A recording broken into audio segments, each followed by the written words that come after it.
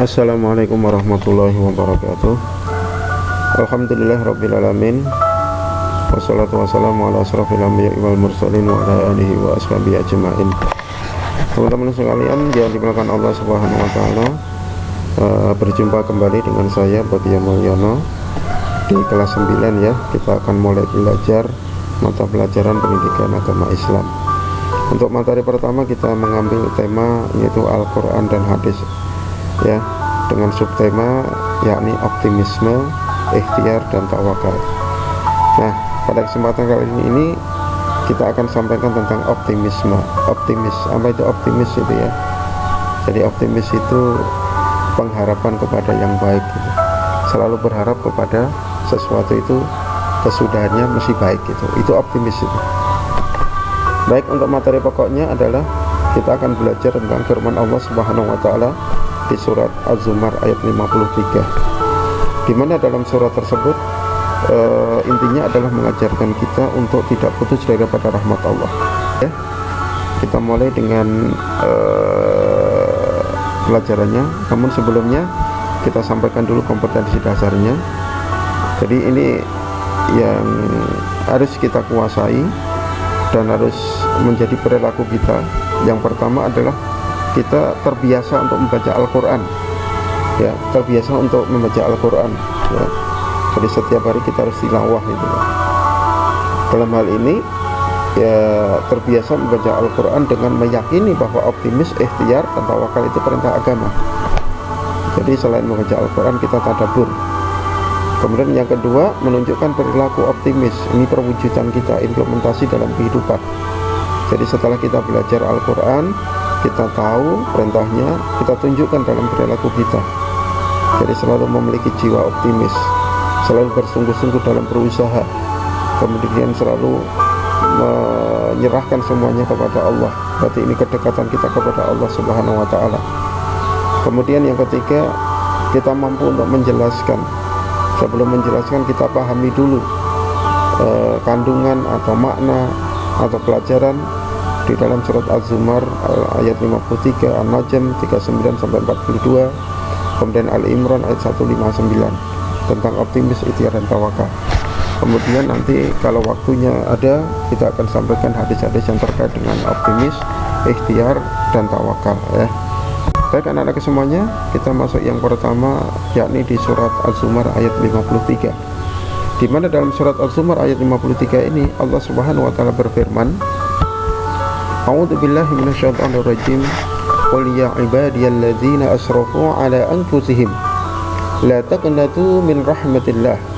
Innallaha yaghfirudz dzunuba jami'an innahu huwal ghafurur rahim. Jadi ini berbicara tentang optimisme ya, optimis ya. Apa namanya? Supaya kita tidak putus asa ini. Qul ya ibadi, katakanlah wahai hamba-hambaku, alladzina asrafu, yaitu orang-orang yang hambaku yang melampaui batas, yaitu orang-orang yang melampaui batas ya. Di sini disampaikan kepada orang-orang yang telah melampaui batas ala anfusihim, terhadap diri mereka. La taqnatu, ini pesannya, janganlah kalian berputus asa min rahmatillah, dari rahmat Allah. Innallaha, sesungguhnya Allah, yaghfirudz dzunuba, mengampuni dosa-dosa jami'an, kalian semuanya. Innahu huwal ghafurur rahim, sesungguhnya Allah itu dia adalah Maha Pengampun lagi Maha Penyayang. Jadi ini rahmat Allah Subhanahu wa taala ya. Maknanya seperti itu secara garis besar ya. Ini bisa antum baca. Katakanlah wahai hamba-hambaku yang melampaui batas terhadap diri mereka sendiri, janganlah kamu berputus asa dalam rahmat Allah. Sesungguhnya Allah mengampuni dosa-dosa semuanya. Sesungguhnya dialah Maha Pengampun lagi Maha Penyayang. Nah, sekarang kita coba untuk belajar tajwidnya dulu, hukum bacaannya. Jadi kalau KD yang pertama, kompetensi yang harus kita kuasai adalah membaca Al-Quran, maka ketika membaca itu harus sesuai dengan kaidah ilmu tajwidnya. Sekarang kita belajar sedikit tentang hukum tajwidnya dari ayat yang kita baca. Itu ada baris pertama, kedua dan ketiga untuk memudahkan saja gitu ya. Yang saya garis bawahi itu yang saya tulis di bawahnya itu ya. Baris pertama kita baca dari kanan ke kiri. Ada qul ya ibadi. Jadi ada ba kemudian ketemu dengan alif, itu mad tabi'i, panjangnya 2 harokat ketika kita baca. Kemudian garis bawah yang kedua adalah anfusihim ya, 23 itu. Yang kedua adalah nun ketemu dengan huruf fa ya, maka disebut ikhfa hakiki. Ikhfa itu apa namanya, samar-samar ya, jadi memasukkan huruf nunnya itu kepada huruf fa. Kemudian ada idhar syafawi berikutnya ya, apa namanya, mem sukun ketemu huruf lam.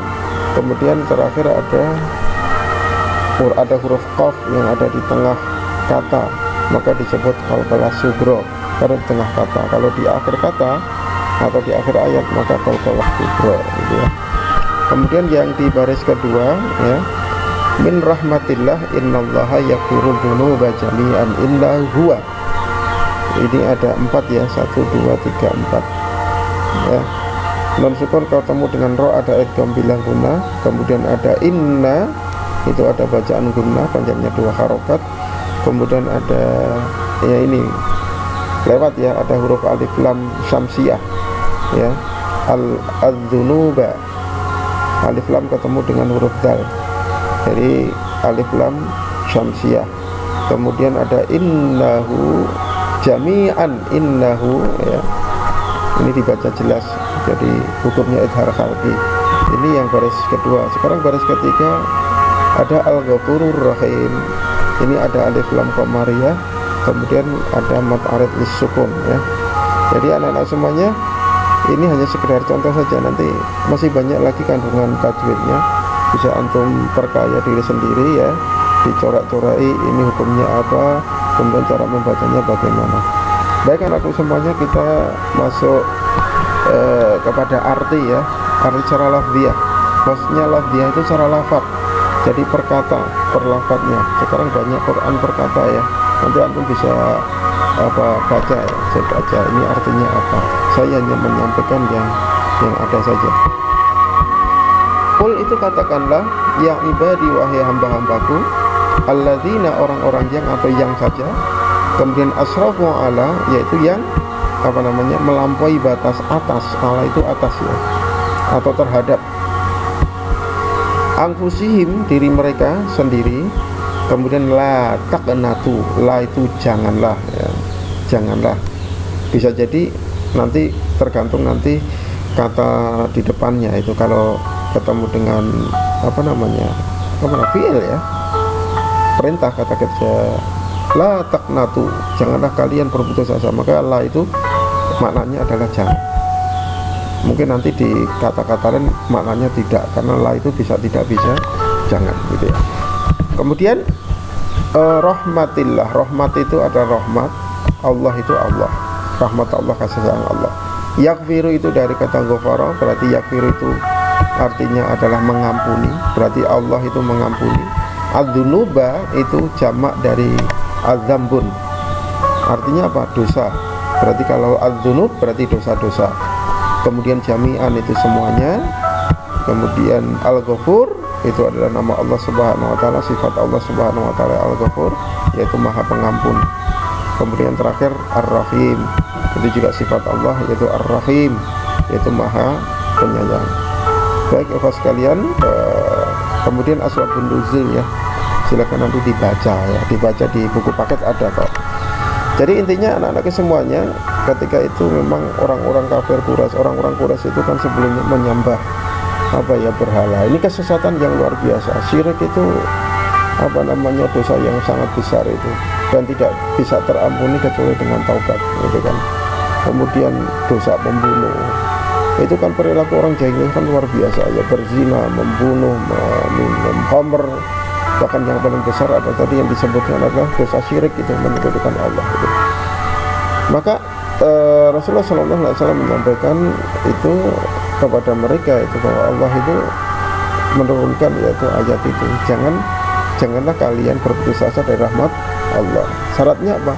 Ya harus bertobat. Kalau bertobat nanti semua yang tadi dilakukan ya, itu nanti akan diampuni oleh Allah Subhanahu wa taala. Jadi kira-kira asbab nuzulnya seperti itu. Nanti bisa dibaca di buku paket atau antum bisa browsing di internet.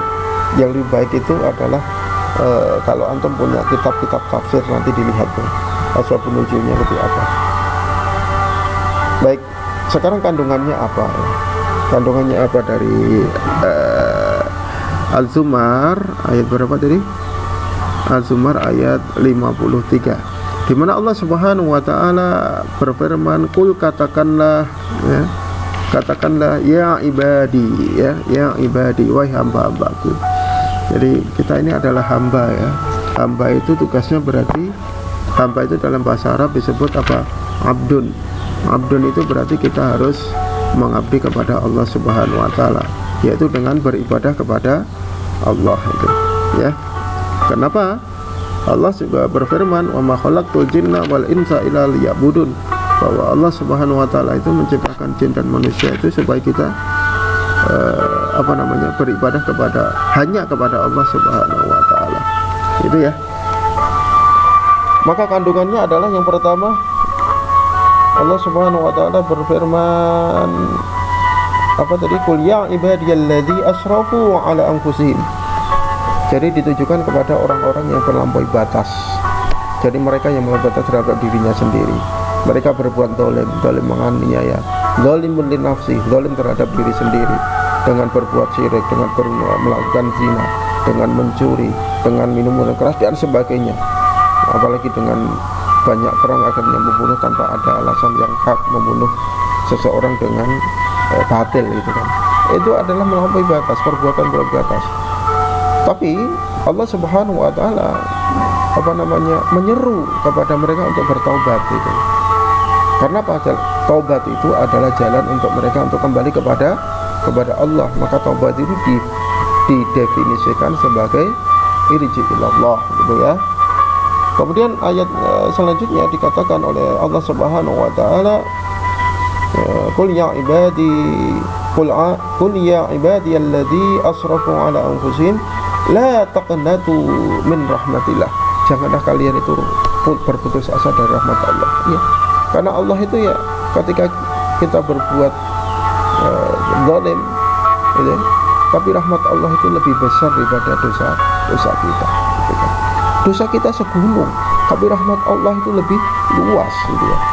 Maka kita dilarang untuk berputus asa dari rahmat Allah. Sebanyak apapun dosa yang telah kita lakukan, asal kita bertobat dengan benar, kita menyesali perbuatan itu, kemudian kita tidak berjanji untuk tidak mengulangi itu, insya Allah Allah itu akan mengampuni. Maka kandungan yang ketiga, Allah mengampuni dosa-dosa bagi mereka yang bertobat.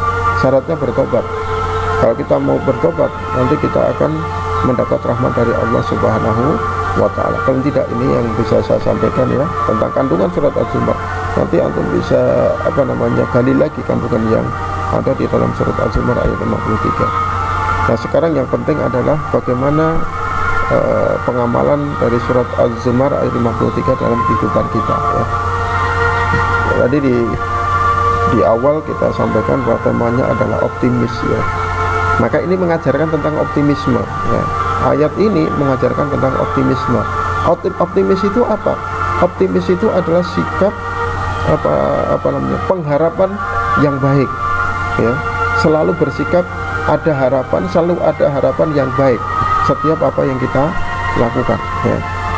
Jadi setiap mengerjakan sesuatu itu pasti ada manfaatnya. Kalau misalkan kita mengerjakan sesuatu kok ternyata di situ kayaknya berat sekali, kita selalu ada harapan itu. Maka selalu optimis ya. Jadi ketika antum belajar menemui soal-soal yang sulit, tetap dikerjakan dengan semangat ya. Kita optimis bahwa kita pasti mendapat hasil yang terbaik gitu kan. Ketika kita ngaji, kita pahami Quran dan As-Sunnah, ternyata kita nggak paham-paham, tapi dengan proses kita optimis, kita tidak akan pernah putus asa. Jadi optimis itu lawannya pesimis. Pesimis itu ketika melihat persoalan sedikit saja dia akan putus asa. Nah, surat Az-Zumar ayat 53 ini ya mengajarkan kita untuk selalu optimis. Kemudian yang kedua, ini penting ini. Yang ini seringkali terjadi pada manusia secara umum, yaitu meremehkan dosa. Maka surat Az-Zumar ini mengajarkan kita untuk tidak meremehkan dosa, ya, tidak meremehkan dosa. Jangan sampai kita meremehkan dosa itu kan, walaupun dosa kecil, gitu. Karena tidak ada dosa besar ketika dosa kecil itu dilakukan secara terus-menerus. Dosa kecil, berkata-kata kotor, tidak jujur, menipu, ya, berbohong, itu kan, kalau itu dosa-dosa itu ditumpuk terus, maka dosa-dosa itu akan menjadi dosa yang besar. Kemudian yang ketiga adalah selalu melakukan introspeksi diri, memutabai diri, ya kan, gitu kan. Kalau muhasabah, ya, mengevaluasi diri, muhasabah setiap saat, ya. Dan satu hari ketika di malam hari kita bermuhasabah. Kenapa waktu muhasabah yang paling baik itu di malam hari? Karena di posisi kita adalah posisi yang tenang, gitu kan. Jadi untuk evaluasi diri, gitu ya. Bagi semuanya, alhamdulillah, untuk materi optimisme mengambil surat dari Az-Zumar ayat 53 telah selesai kita sampaikan. Nanti untuk pengayaannya, untuk pendalamannya silakan dibuka tafsirnya, ya, biar lebih kaya pemahaman kita, ya. Kemudian di soal buku itu silakan nanti dikerjakan, ya nak, ya, dikerjakan dengan baik. Nanti kalau antum tidak tidak paham, nanti bisa ditanyakan di aplikasi Ruang Guru, nanti bisa ditanyakan. Insya Allah nanti setiap hari akan kita buka, ya. Ketika di sekolah nanti kita buka, ketika ada pertanyaan nanti kita kita sampaikan jawabannya. Begitu, kalau nggak tahu nanti akan saya cari jawabannya, gitu ya. Alhamdulillah Rabbil Alamin. Kita bersyukur kepada Allah Subhanahu Wa Taala. Moga-moga dengan materi yang saya sampaikan tadi bisa kita resapi. Yang terpenting adalah kita bisa mengamalkan dalam kehidupan kita sehari-hari. Barakallahu fikum. Saya akhiri sekali, ya.